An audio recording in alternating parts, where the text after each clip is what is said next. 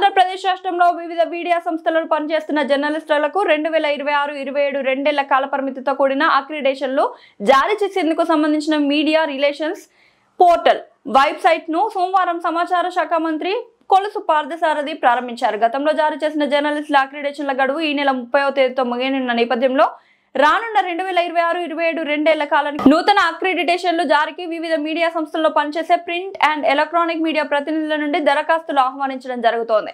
రాష్ట్ర జిల్లా స్థాయి అక్రిడిటేషన్లకై అర్హులైన మీడియా ప్రతినిధులు ఈ పోర్టల్లో దరఖాస్తు చేసుకోవచ్చు. పోర్టల్లో దరఖాస్తు చేసుకున్న జర్నలిస్టులు తమ అప్లికేషన్ స్టేటస్ ఏ దశలో ఉందో కూడా ఈ వెబ్సైట్ ద్వారా తెలుసుకోవచ్చు.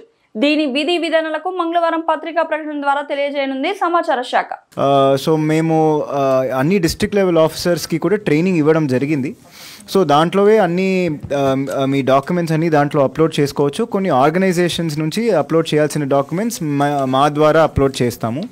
సో మీది ఎక్కడ మీ అప్లికేషన్ ఉంది అనేది కూడా దాంట్లో రియల్ టైమ్గా చూసుకోవచ్చు. ఎవరి దగ్గర ఉంది, ఏదైనా అప్రూవల్ అయిందా, ఆర్ ఏదైనా డాక్యుమెంట్ షార్ట్ ఫాల్ వల్ల మీకు వెనక పంపించడం జరిగిందా, అవి అన్నీ దాంట్లో క్లియర్గా మానిటర్ చేయడం జరిగింది.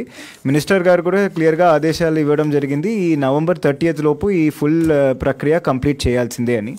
సో దాని మేరకు ఈరోజు ఫస్ట్ స్టెప్లో we're launching this portal through the hands of the honourable minister.